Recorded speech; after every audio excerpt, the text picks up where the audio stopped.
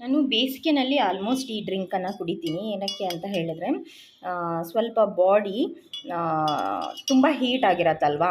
So ಈ chia ಸೀಡ್ಸಿನ ನೀರನ್ನು ಕುಡಿಯೋದ್ರಿಂದ ತುಂಬಾ ತಂಪಾಗತ್ತೆ.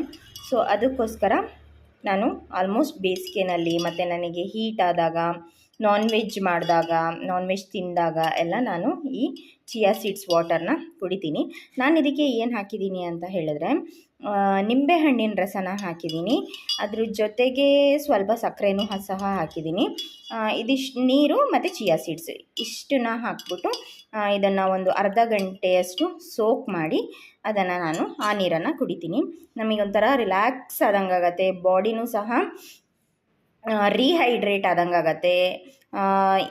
ಈ ಥರ ಒಂದು ಹೆಲ್ದಿ ಡ್ರಿಂಕನ್ನು ಕುಡಿಯೋದ್ರಿಂದ ಯಾವುದೇ ರೀತಿಯ ಸೈಡ್ ಎಫೆಕ್ಟ್ ಸಹ ಇರೋದಿಲ್ಲ. ನಿಮ್ಮ ಬಾಡಿ ಏನಾದರೂ ಹೀಟ್ ಆಗಿದೆ, ನಿಮಗೇನಾದರೂ ಹೀಟ್ ಆಗಿದೆ ಅಂತ ಹೇಳಿದ್ರೆ ನೀವು ಈ ರೆಮಿಡಿನ ಮಾಡಿ